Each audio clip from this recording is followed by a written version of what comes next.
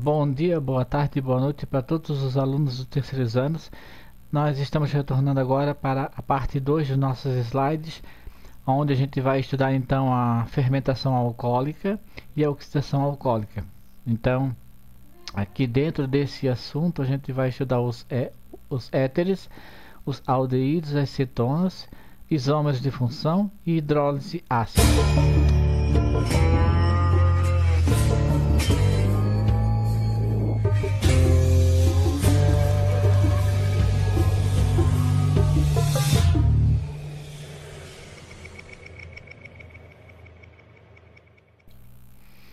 Então a sacarose, ela apresenta vários grupos hidroxilos por molécula e ela é classificada então como um poliálcool.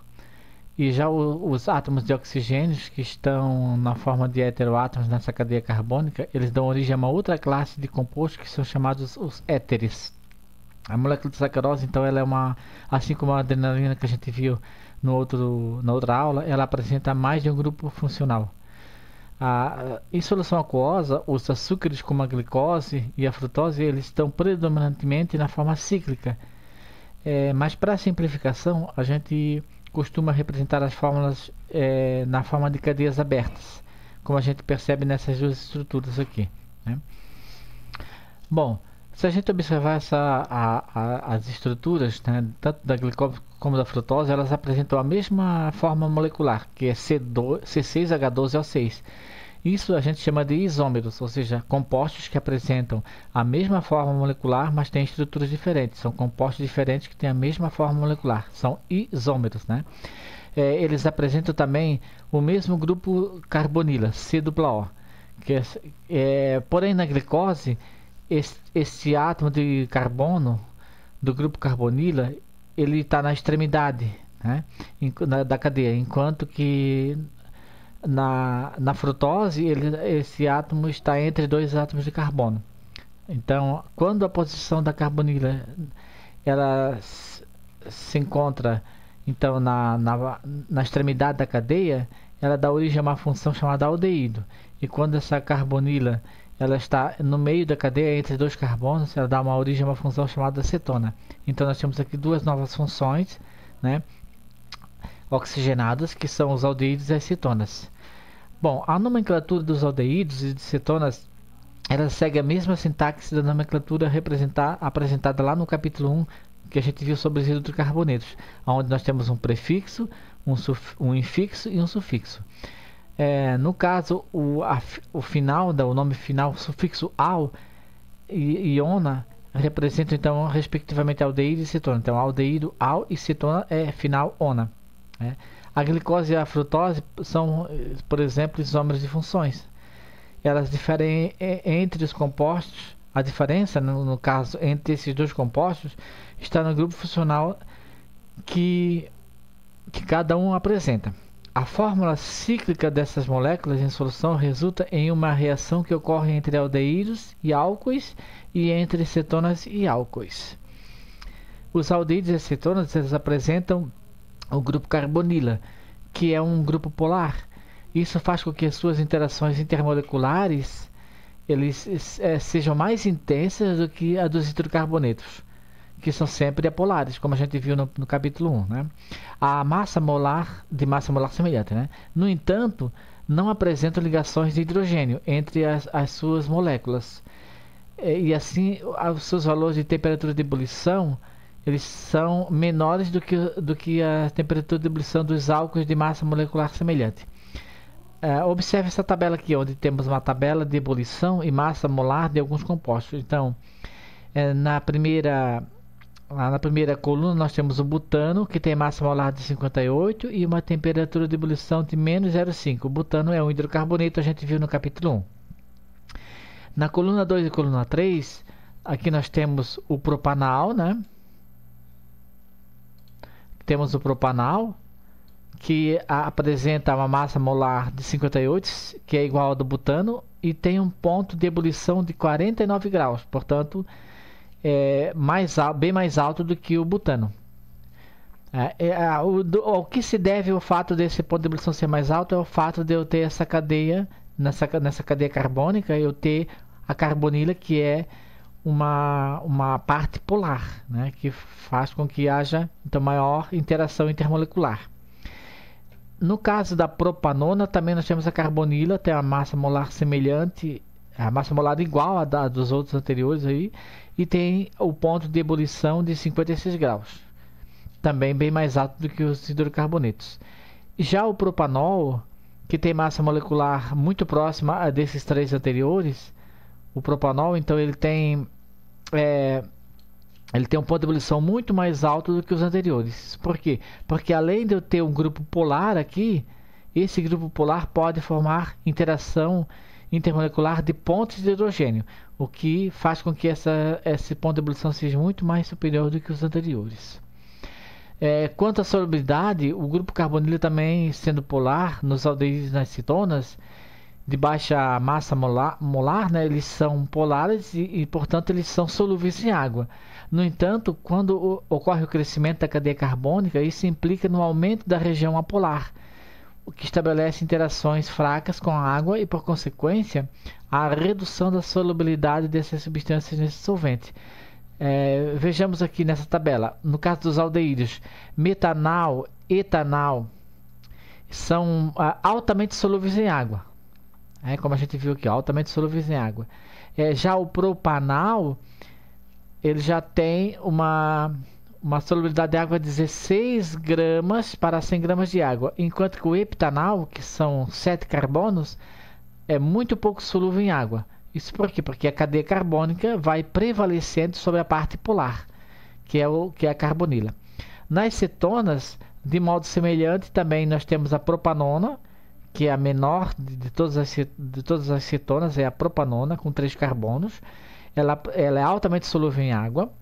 A pentanona, com 5 carbonos, ela tem uma solubilidade bem pequena, de 6,3 gramas para 100 gramas de água. E a hepta-2-nona, que é com 7 carbonos, então a solubilidade é bem pequena, 0,4 gramas para 100 gramas de água. Então, na sequência, como nós estávamos vindo na parte 1, no processo da produção do etanol, né, os produtos da reação de hidrólise da sacarose, eles são transformados pela ação de leveduras que obtêm a energia necessária para a sua sobrevivência, e ao se alimentarem desses carboidratos, né, eles se alimentam desses carboidratos e promovem então essa reação, né. Nesta outra etapa em que ocorre de fato a fermentação, a ação de outra enzima, chamada zimase. Então aqui nós temos em meio aquoso, né, nós temos a glicose e a frutose, que são os dois açúcares que vieram lá da sacarose, né? Pela ação dessa enzima zimase, ela produz então 2 mols de álcool etílico, que é o etanol, e também libera gás carbônico, 2 mols de gás carbônico. Então, durante a fermentação do caldo da cana, ele dá a impressão que ele está fervendo devido às bolhas do gás carbônico que vão saindo do meio, né? Por isso que o termo fermentação, ele se origina da palavra latina fermentare, que significa ferver. Com o aumento do teor alcoólico no meio reacional, as leveduras geralmente morrem, quando esse valor atinge mais ou menos uns 15% de volume. Então, para aumentar o teor de etanol na mistura, deve-se fazer então a destilação do mosto fermentado. Para cada litro de etanol obtido, são formados de 10 a 12 litros de resíduo, que é o chamado vinhoto ou vinhaça. Grande parte desse volume ele é reutilizado como fertilizante na produção de cana-de-açúcar. O vinhoto, além de fornecer água e nutrientes ao solo, ele age também como recuperador de fertilidade da terra, pois ele introduz nutrientes como o cálcio, o magnésio e o potássio.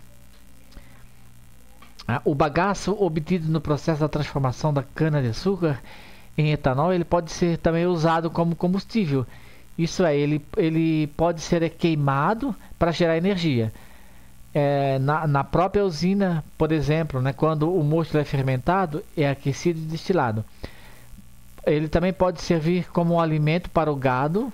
Uma outra possível aplicação do bagaço da cana-de-açúcar é na produção da energia elétrica. A energia liberada na forma de calor de sua queima pode ser utilizada em usinas termoelétricas. Em 2010, por exemplo, 5% de toda a matriz energética brasileira foi oriunda da queima do bagaço em termoelétricas. Aqui nós temos uma representação esquemática de uma usina termoelétrica utilizando então o bagaço de cana. Tá? Vocês podem pesquisar no livro e ler com mais atenção esse esquema dessa usina. Né? No entanto, nos últimos anos também tem se estudado a transformação do bagaço, mais especificamente a celulose, que é encontrada nesse bagaço, em etanol. Então o etanol produzido da celulose, do bagaço da cana, ele é chamado de etanol de segunda geração ou etanol celulósico. Em 2014 entrou em operação a primeira fábrica de etanol celulósico em escala comercial no hemisfério sul, instalada no município alagoano de São Miguel dos Campos. Então aqui a celulose que a gente vê aqui nessa estrutura, essa é a estrutura da celulose, né? Então essa celulose ela é quebrada através de uma reação de hidrólise. Essa celulose é quebrada em açúcares, e esses açúcares que são moléculas de glicose, então vão sofrer essa fermentação e produzir esse etanol, que é chamado então por isso de etanol de segunda geração. O processo ele consiste inicialmente na hidrólise ácida ou enzimática de celulose. Hidrolisar a celulose significa quebrar essa molécula por meio de uma reação com a água de modo a obter unidades de glicose. Como a gente vê nessa reação aqui, a hidrólise, a celulose, né, que não encontra-se aqui no estado sólido, que seria presente no bagaço, em meio aquoso de água, né, na hidrólise ácida, que é o meio H+, isso significa hidrólise ácida, produzindo então N moléculas de glicose em meio aquoso.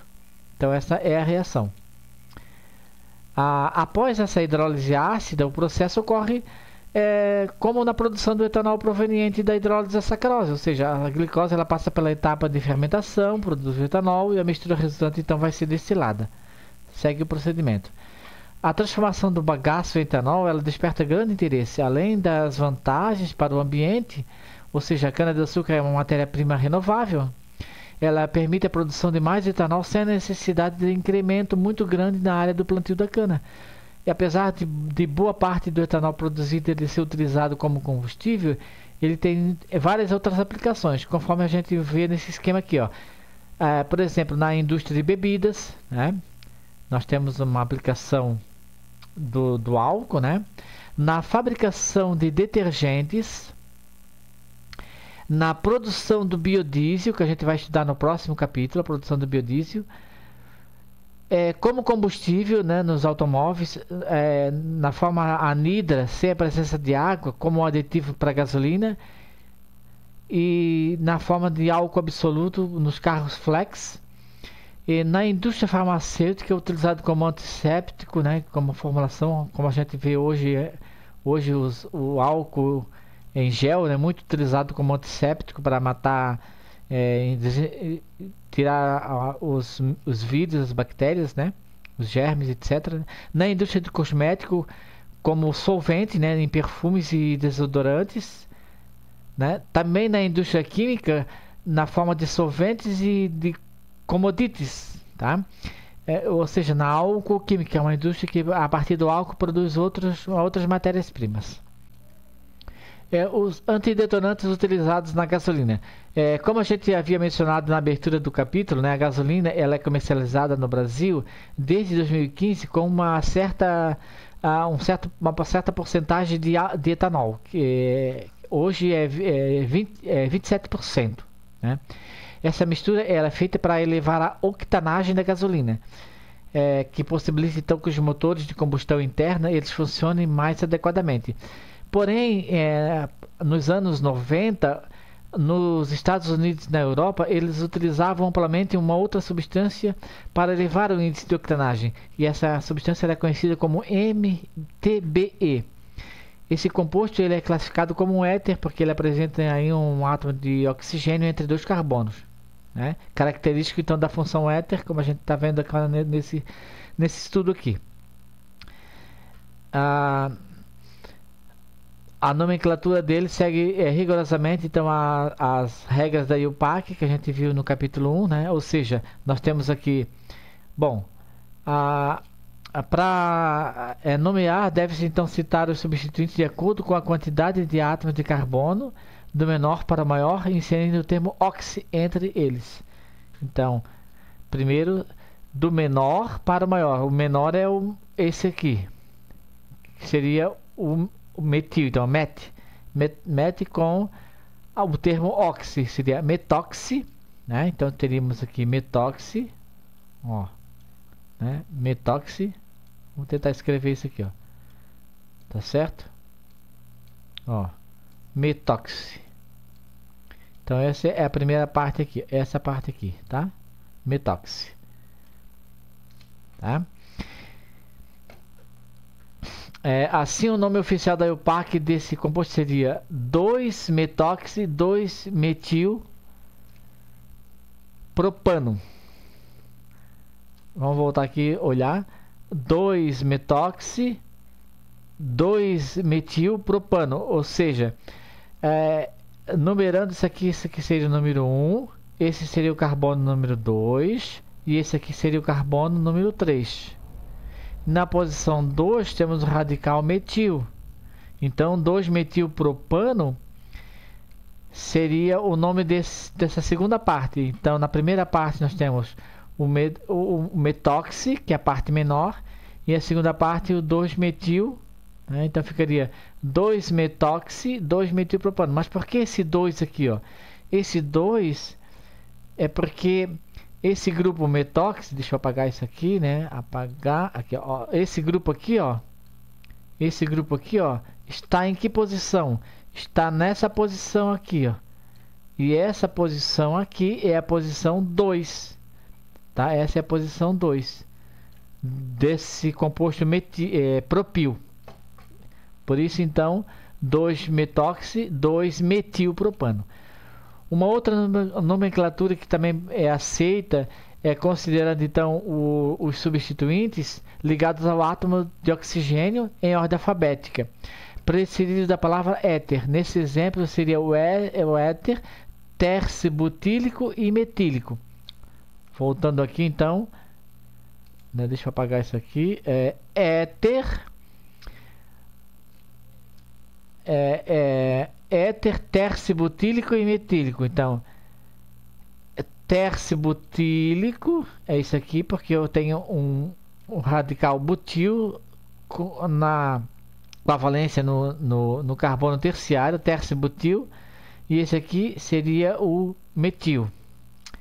Então teria o nome desse composto tercibutílico e metílico, e a palavra éter na frente, tá? Então essa é uma outra forma de você dar nome a esses compostos. Os principais aditivos antidetonantes que podem ser adicionados à gasolina estão listados nessa tabela, tá? Então nós temos aqui o benzeno, que ele tem um índice de octanagem acima de 100, por isso ele funciona como um antidetonante. O tolueno também, com 118, o paraxileno com 116, o metanol e o etanol, que são álcoois, né, com 116, 112, e esse que a gente acabou de ver agora, que é o MTBE, né, que é o 2-metoxi 2-metilpropano, com 116. Então, esses três primeiros aqui, né, esses três primeiros compostos aqui, a gente viu no capítulo 1 que são aromáticos. Os aromáticos eles têm essa tendência de terem um índice de octanagem acima de 100. Né? Para vocês verem com mais detalhes, volte lá no capítulo anterior, né? Para vocês tentarem entender o conceito, né, do índice de octanagem, tá? Observe que o índice de octanagem do MTBE é 116, é levemente superior ao do etanol, que é 112. Da mesma forma que o etanol, o MTBE favorece a combustão completa do combustível, porém, da mesma forma que o etanol, sua combustão pode gerar aldeídos e outros poluentes atmosféricos oxigenados. Nos anos de 2000, eles começaram a surgir preocupações do ponto de vista ambiental, pois esse composto MTBE era parcialmente solúvel em água. E em caso de vazamento de reservatórios, poderia contaminar então a água destinada ao consumo humano. E por ter o odor desagradável e ser resistente à biodegradação, esse MTBE ele foi gradualmente sendo substituído por outros antidetonantes, e como por exemplo o etanol, o isoctanol e outras substâncias com alto índice de octanagem. A respeito desse assunto a gente verá um pouco mais detalhes na parte 3, que seria a nossa próxima lição.